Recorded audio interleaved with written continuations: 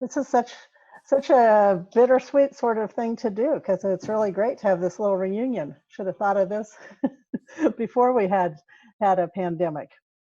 I'm really appreciative that our panel was able to join us today because obviously the pandemic is really unprecedented in so many ways. And the thing that hasn't changed is that everybody is still doing the things that they came to K-State to do, to secure positions, to launch your careers, to be landscape architects and planners.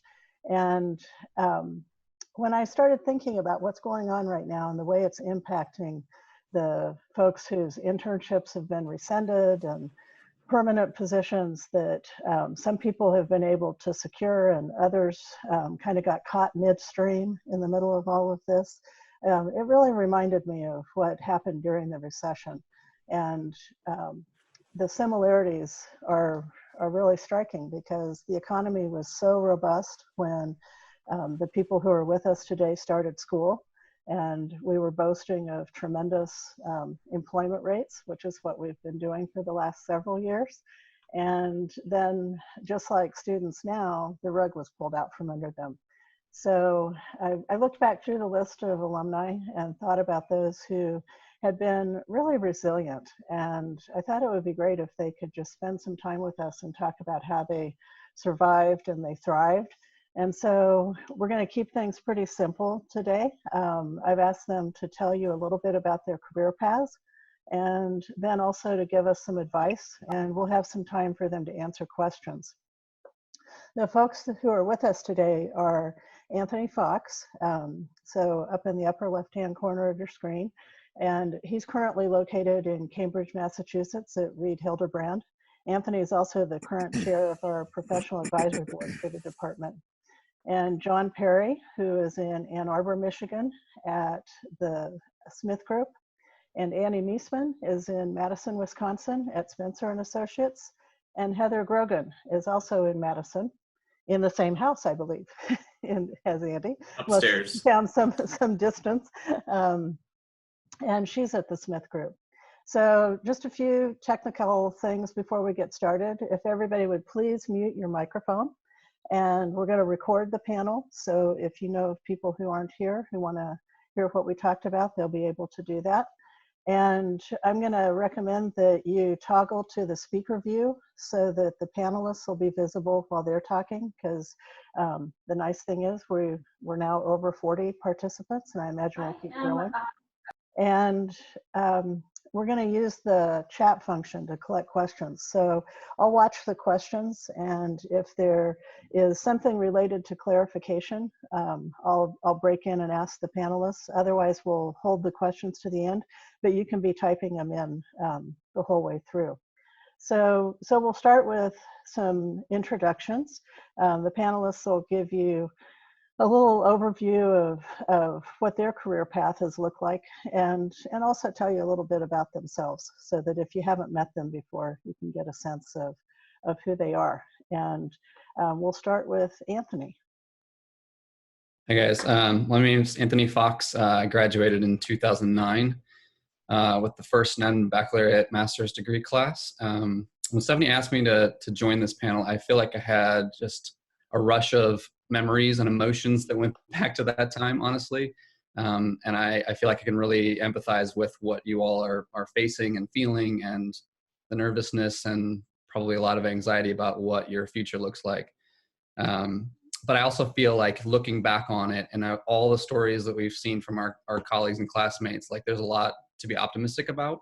And I think it's a good time to really, as you're thinking about your career and what kind of place you want to work, think about the kinds of experiences that you want to have and the kind of opportunities you'd like to look for as you start to look for what those opportunities are.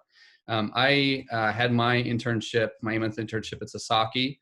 That was in 2008 when all this started. I think it was like March 2008 that Bear Stearns collapsed, and things were really starting to unravel. I remember the class above us, the 2008 graduating class, was really nervous about getting jobs.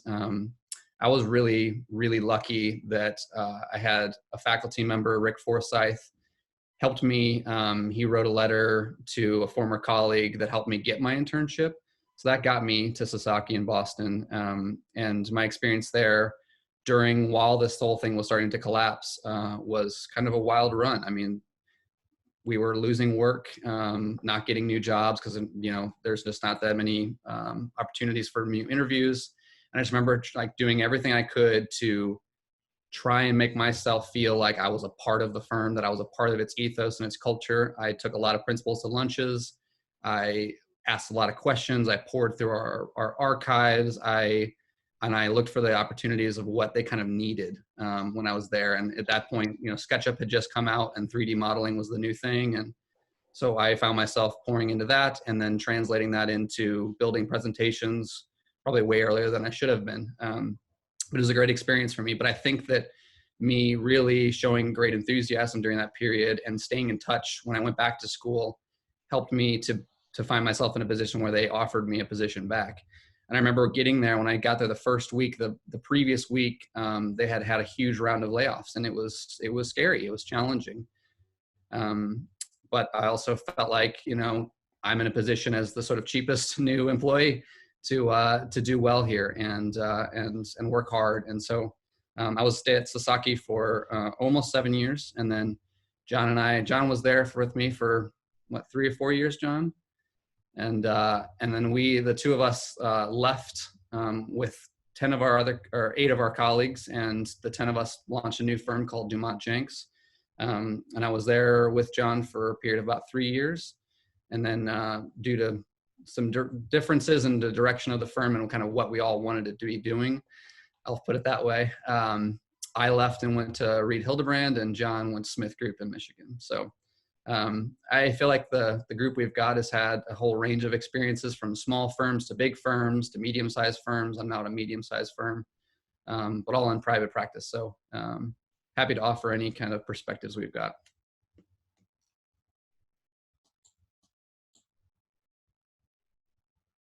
John, you want to go ahead and continue? Yeah, absolutely. So that Anthony just told my life story. No, so I would say that somewhat similar. I was I got my undergraduate in landscape design from South Dakota State University, and then went to Kansas State for the master's program. And so I had interned at Mesa down in Dallas. And as all this was kind of starting to unfold in 2009, my intent was to go back there. They had offered me a position there, and I was looking at several places, but it seemed like, given where the economy was going and what was happening, that was probably the best approach to take. And then I got a call a couple months before graduation that they were laying people off and were not able to bring me on. And so that set into motion for me kind of a big search of what I was going to do. And so I think probably for me the most important thing was to be flexible, to be adaptive, to not worry. For me, it wasn't about worrying about getting that perfect job or the absolute right location. It was about saying, all right, this is where everything is going. I was maybe going to apply to 4. Now I need to apply to 50. And I did. And a lot of them I never heard back from at all. A couple of them, even though I had clearly said I'm applying for a job, they said, we're not accepting internship applications. So you can tell a lot of times they're not paying a lot of attention at the moment. While I was doing that, I think similar to what Anthony was mentioning was that really working on the skill sets that I didn't have that looked like they were in the marketplace. I'd heard back from a couple of employers. I was, heavily into hand graphics, and they said, that's great, but that's not necessarily what we're doing right now. And so essentially, as an illustration, I took a lot of the old projects I had done and I redid them in the styles that they were quote unquote looking for in the market. Again, trying to align my skill set with with what they were working with out there in the market. At the same time, saying, okay, what can I be doing in the meantime? And so for me, that meant working with our GIS team at Kansas State over the summer while I was looking for a position. And then in the fall, actually working with Rod Harms and Stephanie, helping to do all sorts of things, primarily working on a custom build straw bale house where I would do the drawings in the morning and go out and help the crew in the afternoon. And so through all of this, it was really about just being flexible, staying as positive as I could. And then ultimately just continuing to work through network connections and continue to build relationships if at all possible. My first secured position ended up coming a few months later. So the end of 09, I got a position at SWA Group down in Houston. And again, that was built from mock interviews with John Cutler. And so the relationship there and being able to network in that way. I was there for about a year, and then I joined Anthony in Watertown at Sasaki for a few years, and have matriculated through a couple of other places, Dumont Jenks, and now I've been at Smith Group for about 3 years, and I focus primarily on campus planning. I think when I was at Sasaki, I kind of realized that that's the larger ideas about the frameworks and setting up kind of the larger context of really complex systems was what was most interesting to me. And so that's what I've been pursuing.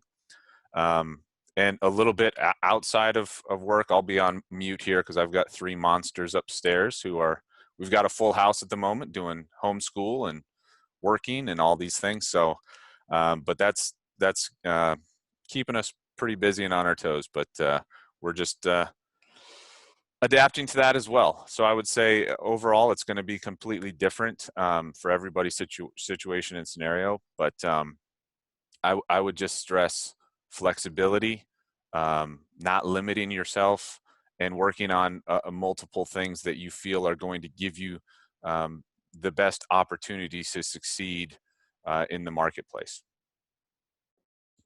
Great, Before thank we move on, you. I just want to mention, I remember John redoing his portfolio and taking some really great studio projects that some of them had hand graphics and completely turning them into beautifully rendered drawings and illustrations that were really advanced. And it completely changed, I think, the kind of attitude and personality of his portfolio and showed us the same, essentially, skill set in a new way.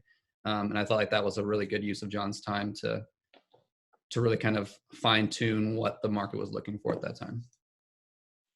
Yeah. Andy, you want to continue? Sure. Well, I don't normally wear a sports coat at home at these times. I'm actually competing against Smith Group on an interview here in like an hour, so we'll take them down. Anyway, my career path began at Iowa State, where I graduated in 2006 with a degree in urban planning. I decided I liked landscape architecture a little bit more and graduated in the spring of 2009 with a master's in landscape architecture. But really my career in LA began in 2008, where I interned for a new urbanist firm in Oakland, California. And at that time, at the beginning of the summer, things I learned changed drastically in a very short amount of time. When I started there was plenty of work, and I think California was one of the first states to really see the recession come up. And by the end of that summer, I could see where the projection and what was going to happen.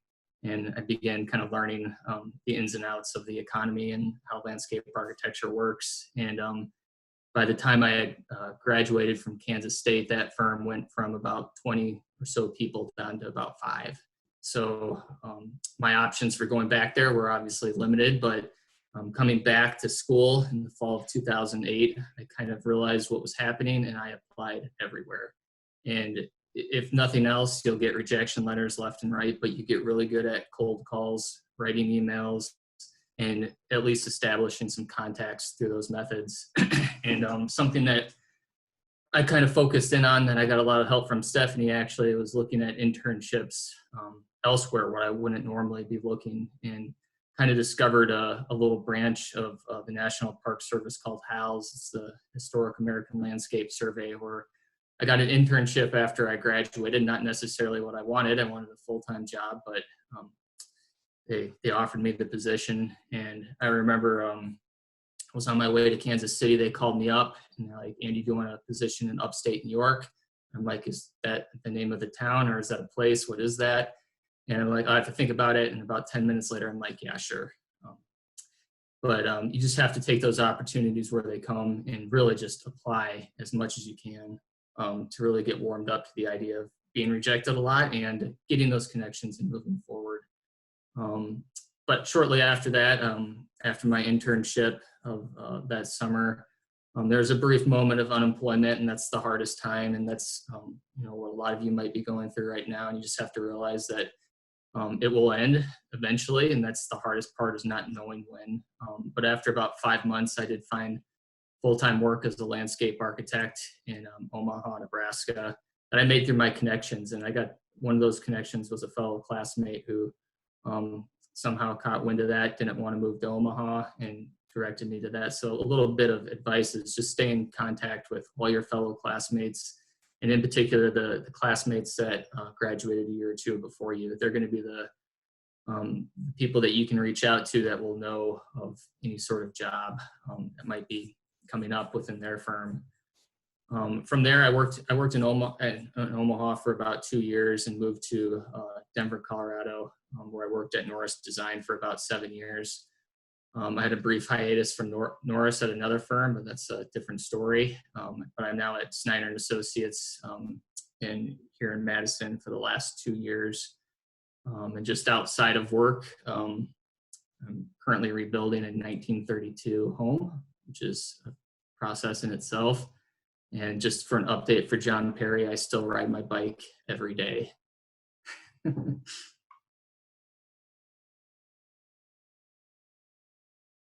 Andy, just so you know, I've actually taken up biking. So I was doing 20 miles a day, back and forth too. So you've inspired me. Yeah. Good. Well, and I think, Andy, what I remember is that you were dead set that you were going to work with a firm that was doing bicycle and pedestrian work. And Hal's was a long way away from that. But yeah, and that's a point that I had just jotted down for notes here, is to, like John mentioned, and Anthony, never get too specific about what you want to work on. And something that I learned just in terms of the recession that we went through is, once you do find that position, it's good to consider where you're at a year or two into that job, and look at the diversity of projects, firm that you're working at or that you might want to work at, what they're working on. Because if you go to one of those firms that's really hyper-focused in pedestrian mobility or cycling or just green infrastructure, they don't have a lot of backbone to support themselves through a recession if they don't have a diverse portfolio. So some of those firms that have a really wide spectrum of public and private clients, and clients that spend millions of dollars on projects, or clients that spend $5,000 on a project, getting that that diverse project range is really important. And that might happen later in your career, but that's something to focus in on right now and think about. yeah, good. And Heather, catch us up with you. Yep. Hi, everyone. My name is Heather Brogan, and my background started out, I started out with a bachelor's in psychology, so a little bit far removed from landscape architecture. But while I was in school, I did work with children on the autism spectrum and was really interested in how, manipulating their outdoor environment could change behavior. So that eventually, through maybe a winding path, brought me to landscape architecture. And I ended up getting my MLA from K-State in 2011. And I might not have had it as hard as these guys. I graduated in 2011, as I said, so the economy was starting to rebound, but it hadn't quite gotten there yet.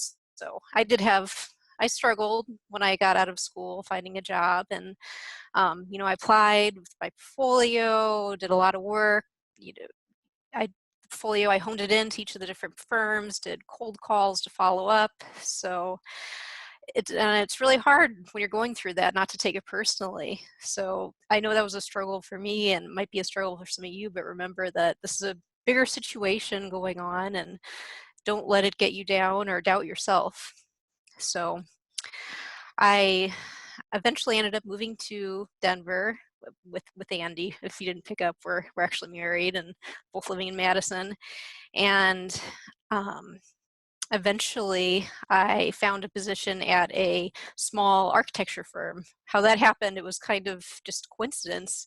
Andy and I are walking down the street and looking in the window of this, what looked like a really cool architecture firm. He said, you know, why not apply there? They don't have any LAs now, but maybe they could use you, or maybe they need you for some kind of architectural drafting. So I contacted the owner and ended up finding a position at this architectural firm, and they did some really cool projects. And my employer actually teamed quite often with a small landscape architecture firm in Denver called Stream. And, you know, teaming on projects with them, I got to know the two owners and formed a relationship. And when they eventually made the move to hire their first employee, they thought of me and ended up offering me a job, and that transformed into my career, my first position in landscape architecture. So it was a little bit of a circuitous path, but really, like everybody has said, I'm just going to echo, stay flexible and look for opportunities where you might not think they would come up necessarily. So let's see, I worked at Stream then for several years, about 2.5 years before I wanted to try working for a larger firm, just get some different experience, different types of projects, and ended up going to Hord Copeland Mock for a little bit. They're a larger interdisciplinary firm in Denver and Baltimore, and did a lot of school projects and had a good time, but I ended up missing the projects and the atmosphere at Stream. So kept in contact with those guys, always keeping good connections is very important, and ended up going back to Stream for a while. They focus more on kind of parks and stream restoration work. So ended up going back to Stream, and then about 2 years ago decided to move back to the Midwest, Wisconsin in particular, to be closer to family, and looking for jobs in Madison because really was interested in moving to that city, and eventually made a connection with Smith Group, and now I'm part of that team. So that was my path into landscape architecture, and yep, just what everybody else has said, remain flexible and find opportunities where they might not have existed originally in your mind. So. Great. Thank you all. That's a great introduction. So I had asked them to think about what they wish they'd known or done as they started their career, and also just to give you general advice in terms of based on what they're seeing in practice right now. They've talked a little bit about what their experience was, but they also have some great insights based on what's going on right now. So, you know, what is that advice to your younger self, and what do you wish that you'd known? And then also what can you share with the students based on what you're seeing today in practice? And Anthony, we'll go back and start with you. Yeah, so I had a hard time thinking about this first question about what I would wish I could go back and do more of. I think that I immediately thought about, I think what I've talked with this group about in the past is the communication is so important. It's so fundamental to what we do every single day, and every conversation is some type of negotiation, some kind of persuasion, and you also have to listen really well. I think I worked so hard early on graphic communication and being able to tell a story really clearly through your graphics. John and I used to spend hours pouring through ASLA award submissions when you got, 8 or 11 sheets, and you've got to tell an entire project story through just those sheets on 8.5 by 11 paper, and really concise statements. But I also wish that, so I learned a lot through that. And I think that that helped me to kind of build my career in a successful way. But I wish that I had spent more time on verbal communication and giving presentations or being able to have a question and answer session, and that being successful. So that's one thing I wish I had spent a little bit more time on. And then like just back to this idea, I think, of being flexible and being dexterous and looking for a wide range of opportunities. I think I was unusually unfortunate or fortunate in that I got to a position at the firm that I wanted to go to. But I remember preparing my portfolio. I built a whole website when that wasn't really a thing back then. Preparing to reach out to 30 plus firms across the country, because now you don't know who's going to have opportunities and who's not. The guy that sits behind me at Reed Hildebrand, tremendous guy. He graduated from LSU in 2009, and he wanted to work for MBVA really badly, and they were not hiring. And he ended up finding a position at a design build firm working for this guy who just was an expert stonemason. And he had a little landscape design build firm, and he worked there for almost 4 years. And after that experience, then once the economy had really, really rebounded, he took a job at MBVA in New York, and he was extremely successful because he had this really deep knowledge of plants and construction techniques and how to put things together really well. And at Reed Hildebrand now, he's not like a specialist in that way. He's a generalist like we all are, but he's got a body of knowledge that none of the rest of us have that just really helped him. And I think if you talk to him, he would say it was never his first choice to not go to a design firm, a high profile design firm at first, but he's immensely thankful that he had that opportunity and he took that job, and then he worked hard on it, and it's built his career for him. So so just thinking back to what that all looked like, I remember one of my classmates, Katie, did work for a nursery for a while. And, that again, wasn't what she really ideally wanted to do, but she learned a great amount from that.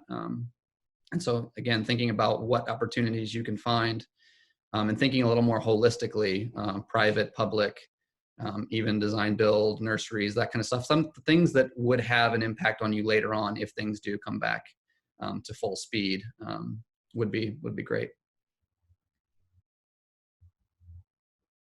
Great. And how about you, John? Sure. Things I wish I had known as I started my career. I think in a somewhat similar vein to Anthony, which is I don't think uncommon with a lot of students coming out, is kind of that desire to be all about design, be all about graphic representation. And those are great things. Those are things that offices are looking for. And as I've been out longer, what you realize is that even though you don't know it when we first started a firm, you have the most up-to-date understanding and knowledge of the technology that's out there. And then you'll quickly become a dinosaur once you actually move into your career. So there are skill sets and things that you have now that you are going to be teaching people immediately when you get to whatever office you arrive at. For me, I think things that I wish I would have early on taken focused a little bit more on is that all of the other types of communication. The amount of importance that goes on into being able to have conversations with clients, have conversations with colleagues, quickly explain yourself or explain your idea to someone who doesn't, quite frankly, read plans or read drawings. And also about, I think that the quicker you can take an interest in understanding the broader concepts of how a project goes from start to finish. Now kind of being on the other side of it and mentoring younger individuals in our office, the most common question I get is, how do I get to the next step? How do I get into project management so that I can become a project leader, so that I can become a principal? And it really starts with, until you have a broad understanding of everything that goes into a project, you're not going to be able to take on that management role, which does inhibit you from being able to move up generally. And not saying that you should hit the ground running and immediately start to understand everything. It comes with time and it takes a while. But having an interest, picking people's brains, I didn't do enough of that, I don't think, right when I started. To look at what other people are doing and just say, hey, what are you doing? Why are you doing that? Why do we do it this way? That kind of information is invaluable as you move forward in your career. And the sooner that you can pick up on some of those things, even if that's not the task that you've been given on a specific project, that helps you in the long run, because it broadens your vision and it broadens your understanding of where the team is trying to go. And once you understand that, then a lot of options into what you can do really start to open up. You get a lot of flexibility in your job because you understand a broader spectrum of things. And so focusing on that, even if it's not your task, I think is really important. And I wish I had done more of that, because that's pretty much all I do now. And so a little bit, I'm looking at the question, what are we seeing in practice? We are seeing continual advancement in skill sets, specifically on the computer. So the programs that you're learning now, you're going to be putting in, but also understanding that there's going to be building in of a lot of things that either don't exist today or you just haven't had exposure to. We are in the process right now at our firm of essentially, I would say in the next 3 or 4 years, AutoCAD generally is not going to be something that we use anymore. Our Revit users have taken off, and we use that on almost everything. And so something that I never would have thought of coming out of school. You just assume AutoCAD's always going to be there. And it's things like that. Rendering software is all the same. So that's something where, again, building your base now for those things, taking really investing in time to fully understand those. And then when you get to your job, continuing that process of learning is really important. Anthony's the positive guy. I'm gonna give you some truth out there as I like to call it realist. Others call it pessimism. But I will say that right now in the current market, it's different than the recession, because it's happened so quickly and it's happened from a single point source. I think ours was a gradual issue of compounding things that we hadn't been doing right as a country, and as an economy.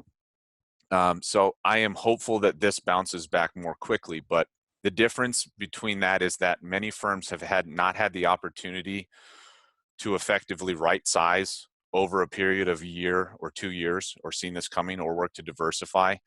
This basically was, we were going along at 60 miles an hour and we hit a wall. And so while I think Anthony mentioned, or Andy mentioned, the importance of diversity in a firm, that's really being tested right now. And so I think, again, the firms that have a more diverse portfolio, both in the types of work that they do, but also the disciplines that they have, is really starting to test kind of how resilient each office is. And again, by the time you graduate, hopefully this could be 2 months, it could be 4 months, and maybe we start to see, I do hope that it bounces back more quickly. But in the current market, there are layoffs and furloughs and other things happening. And so at the same time, what's interesting is you all are in a bit of a unique position, because, to just be fully honest, you're the cheapest employees that a company is going to have. And I think that if you can come in with a range of skill sets that they're looking for and be flexible and adaptable and say, hey, it's not my first choice, but I can certainly work on this, and I know how to do that. And by the way, I know how to do this, which Kansas State, by the way, sets you guys up for. You're going to be ahead of the curve in terms of your ability to do things. So that's really, you're set up well for that. So I think that as firms do start to look to hire, and some still are. I mean, we're in a strange boat right now where we have made offers and understanding whether or not we're going to keep those commitments. At the same time, looking at tightening our staff up as well. And so those are just things that are happening in the market. But coming in with flexibility, coming in with you know, a good range of skill sets is only going to help you move forward. And again, while it may seem tough and negative, I do think that the market traditionally, when it's something like this where it's a single point source, we see a lot of people who still want to work. We see a lot of clients who are like, as soon as we're able to, as soon as we are legally able to be back on site or back in the office, we're going to do it. And so I think that it will bounce back more quickly. Don't quote me on that, but we're hoping that it's a bit, because of this unique situation, that while it kind of dove faster, we anticipate that likely it will recover more quickly as well. It's just a matter of when that starts. So yeah, I think that's, I've taken more than my time here, so I will That mute was myself. all really, that was great stuff. So thank you. Andy. So what I wish I would have known or done as I started my career, I'm going to go towards that pessimistic side a little bit, because I know you guys are probably down right now, but this is actually a great learning experience for everyone. And it's something I wish I would have known more about as I entered the field of landscape architecture. I still wouldn't have changed professions. I still like what I do, but the landscape architecture industry, the engineering industry, and the construction industry, they're very fickle. You're going to feel every bump in the economy, whether it's good or bad. And on average, there's an economic downturn just about every 7 years. And we're hitting that right now, almost exactly at 7 or 8 years.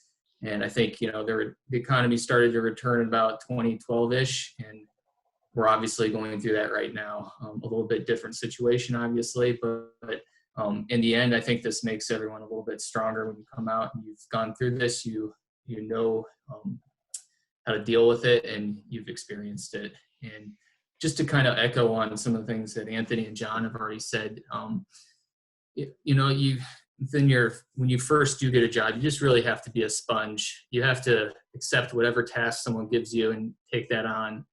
And, you know, if you can't find that LA position right away, you know, working at a nursery or a stonemason is certainly acceptable. I hired our first Snyder and Associates in Madison office. I was the first landscape architect here, and hired a landscape architect a little over a year ago. And he was a stonemason up in New England, and he had been doing it for 2 years. And that guy knows how to look at a detail and work all the way through it. You know, he's not skilled as much as other tasks, but he does absorb everything when he works. And if I need a detail flushed out real quick, I can easily hand it over to him. And, you know, one thing to keep yourself active in terms of the technology that you need to use and keeping that design ball rolling is just to look into different options. And like we said, be open. Look into homeowners associations, HOAs. If your parents live or work in one, they're going to need minor design work done on homes and codes that they have to abide by in certain jurisdictions. I know my time in Colorado, one of the biggest things out there was master plan communities, and every one of those communities had an HOA, and it was always a pain in the butt for us to do the work. But you know, that's something you guys could pick up really easily. It's a lot of residential design standards and stuff like that, but that's certainly an avenue to look in. Also, you know, right now where I live, there's a pretty active neighborhood association, and they always need help, and they drive me crazy with as many emails as they send at night, and they ask me to do it for free. And, you know, I live here, so I just kind of do it, but that's certainly an option that you guys should consider and look at. You know, look at where your family members live or you yourself live, and see if there's that active neighborhood association. What they'll do is that'll plug you into the local planners with the city, local developers, and that really opens up a whole door in terms of who's designing those projects, from architects and engineers to the landscape architects working on it. And that really can just explode in terms of connections that you have through there. So that's part of just that, being a sponge and absorbing that information that's kind of right in front of you that needs work. And don't limit yourself to just landscape architecture. Look into some of those avenues that you might not really considered yet. And like I mentioned before, once you do get that first job, take a look back, take some time to think about where you're at and look at how diverse their portfolio is. I've worked for the firm I worked for in Omaha. I really loved the work. It was straight up green infrastructure, but that was all we did. And you're setting yourself up for a really challenging time when things are turned quickly. And what we're experiencing now here with a lot of the public projects that I'm working on is a lot of them were funded through gas tax, and no one's driving right now. The gas, they have to give away oil, and that is a huge detriment to public projects when they rely on that. They also rely on hotel revenue from overnight stays and stuff like that. So that's also another source that's kind of dried up for them.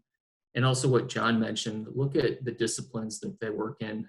I interviewed with a firm here when we got here to Madison that did a lot of resort type of work, very intriguing, coastal engineering, really high-end landscape architecture, but 75% of their work was in the Caribbean. And how sustainable is that when the tourism industry collapses? And I don't know how many people work there anymore, but I'm sure it's not what it was when I interviewed there. So you got to set yourself up for a firm that's able to take these blows a little bit better than some. Good, thank you. And Heather? So I think I'm going to echo a lot of the same things that all these guys had said. What I wish I had known when I started my career. I think I'd wish I'd known that the route to my goal can sometimes be unexpected, coming just as my story from walking by the architecture firm, applying and getting a job there, and to appreciate what I can learn and in those places more. When I was at the architecture firm, I learned about architectural details. I learned how to use architectural drafting software, which came in handy.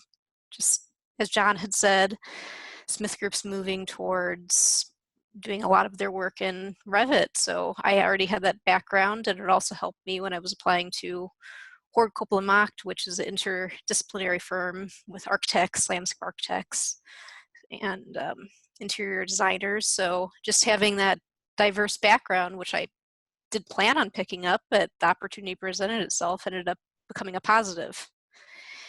And really, I guess, along the same lines, know that your goals in your career will probably evolve.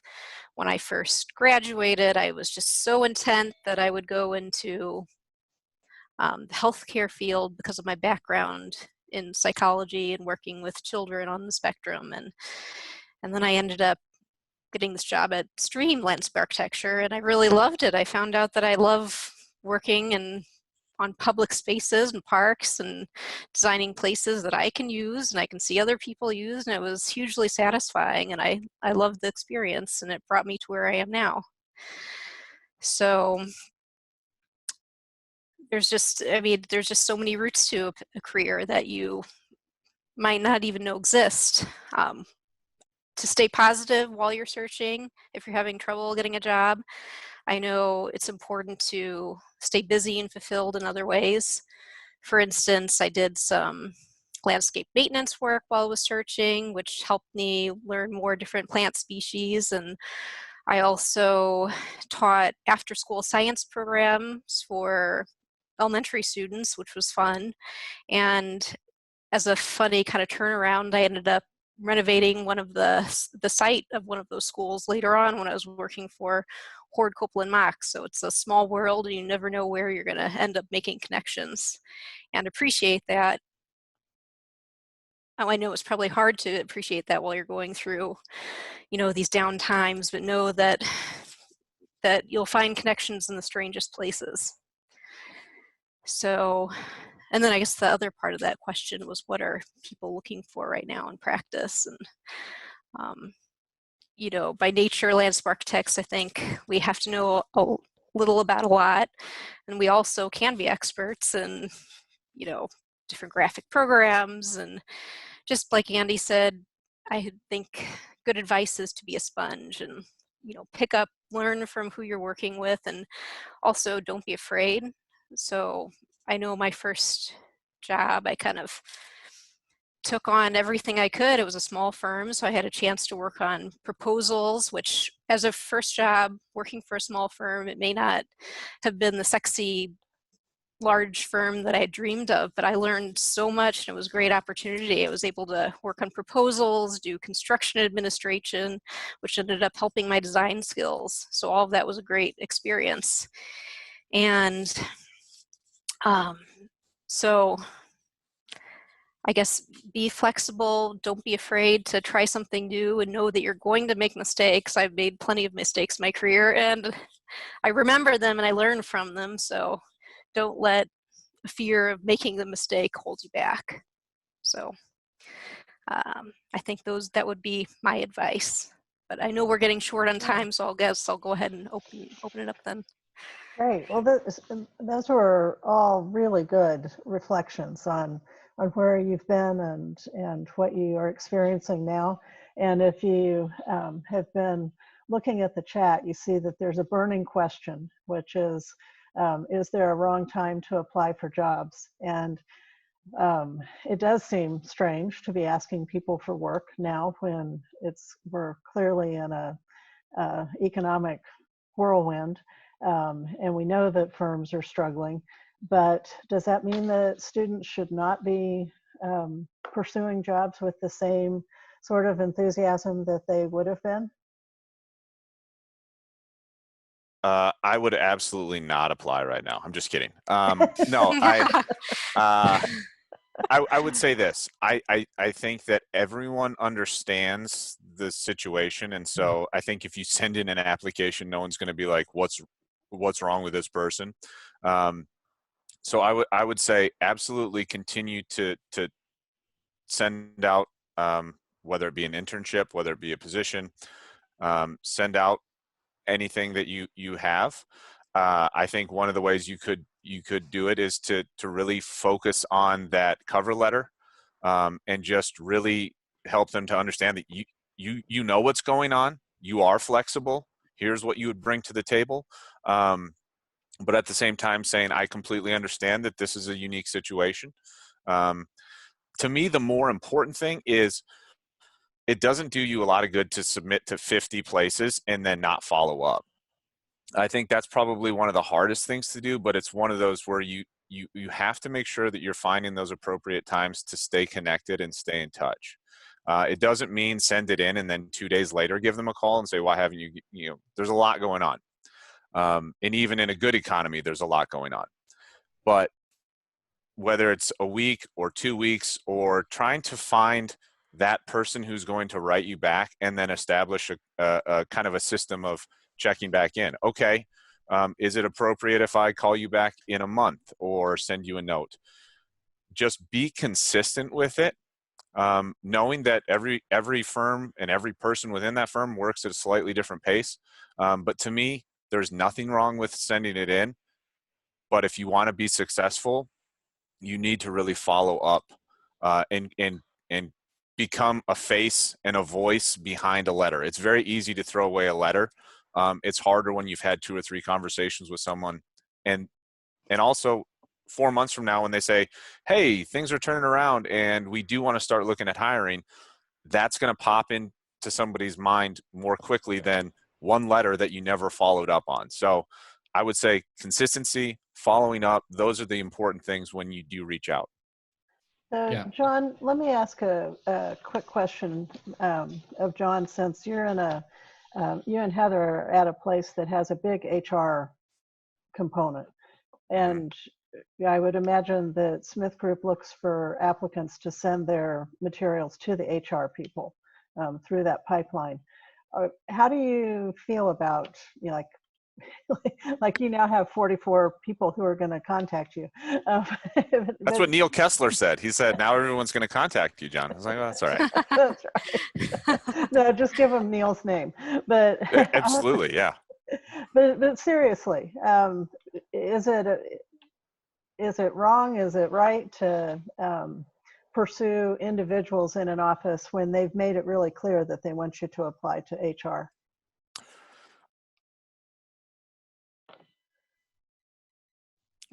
I think you're muted, John. I think I did. Okay, there we go. Sorry. I think that everybody's different. I personally don't have a problem or any issue if people reach out. Now, it doesn't mean that I'm going to like try to circumvent the process that we have as a company. And so generally my response will be, here's the contact person and please send this information to them. And then what I'll do is I will follow up with HR to say, are there any other steps that I should be instructing you to take, or any feedback that they want to give.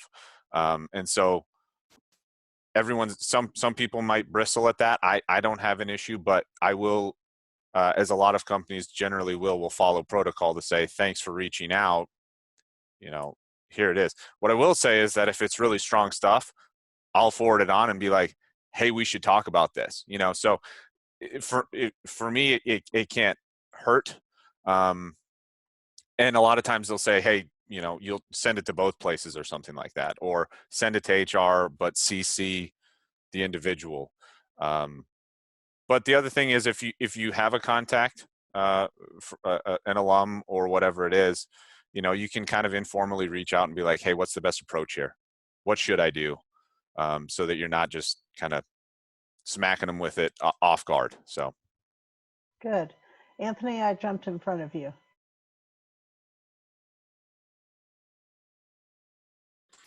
Oh, not at all. I was just going to say that with John's comments, I think during this period where there's going to be so many people looking for employment, either because they are coming out of school like you all are, or because, you know, maybe you've gotten laid off or something, there's going to be a lot of people looking for jobs. And I think right now you should all be leaning as heavily as you can on any connections and resources, alumni, colleagues, faculty as you can to help, because I do think that if you just submit to that HR email without any other context, you know, you're still, you have a standing chance for sure, because hopefully you've got a very clear cover letter that is showing your enthusiasm and tells about your background and who you are, but also that you want to be at that place because it fits with all of the things that you want to be doing, and it vibes with kind of your aspirations in a powerful way. But I do think that if you can utilize alumni or colleagues or any connections you've made through any of those mock